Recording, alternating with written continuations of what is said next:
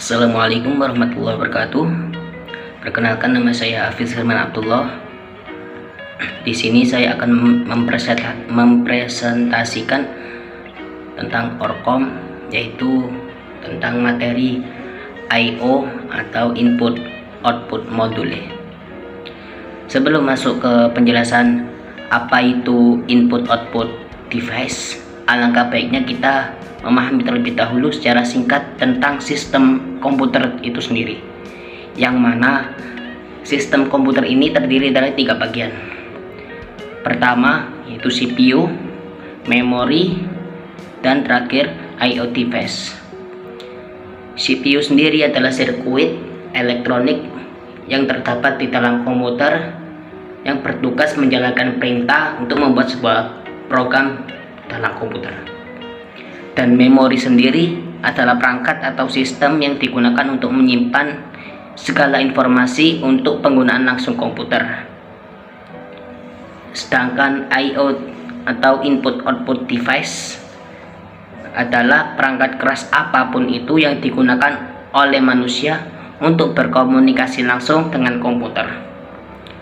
Atau dengan kata lain, I/O device ini adalah interface dalam sistem bus atau switch sentral yang dapat mengontrol satu atau lebih perangkat periferal.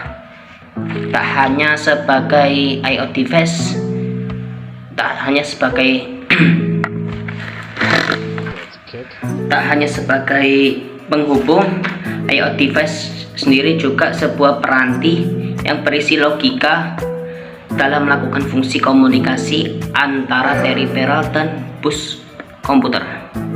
I/O modul memiliki fungsi utama, yaitu sebagai peranti antarmuka atau interface ke CPU dan memori melalui bus system. Yang kedua sebagai peranti antarmuka dengan peranti periferal lainnya dengan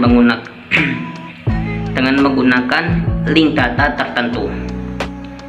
Terus adapun langkah-langkah kontrol pemindahan data dari periferal ke CPU melalui modul input output ini sebagai berikut. Pertama, CPU akan memeriksa status perangkat terlebih dahulu.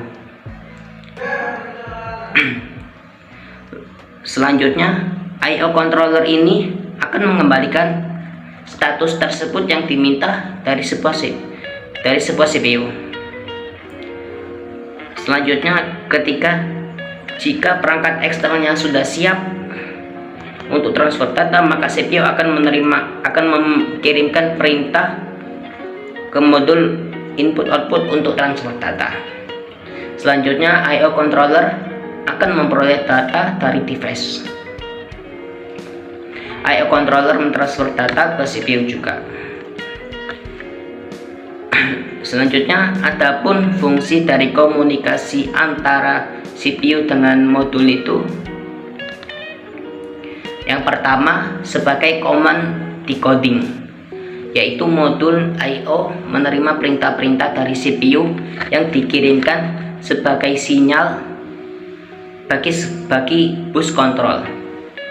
Terus kedua, data atau pertukaran data antara CPU dan modul I/O melalui bus data.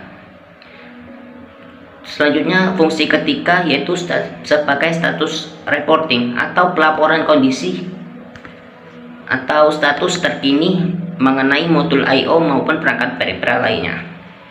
Terus keempat, fungsi dari komunikasi antar CPU dengan modul I/O adalah buffering, yaitu mendapatkan penyesuaian data sehubungan dengan perbedaan laju transfer data dari perangkat periferal dengan kecepatan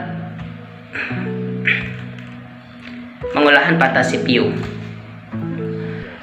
Dan selanjutnya, adapun error detection atau terdeteksi terjadinya error itu disebabkan apabila perangkat periferal terdapat sebuah masalah sehingga proses tidak dapat dijalankan dengan maksimal, maka modul I/O akan melaporkan kesalahan tersebut.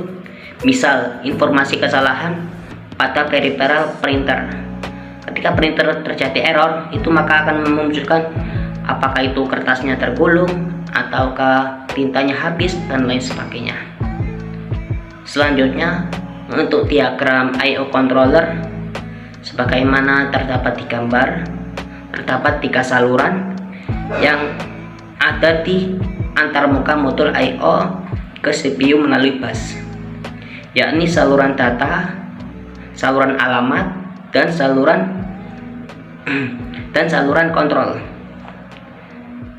Terus bagian terpenting dari ini semua adalah sebuah blok logika I/O yang berhubungan dengan semua peralatan antarmuka periferal, di mana pada blok ini terdapat fungsi pengaturan dan switch pada blok itu.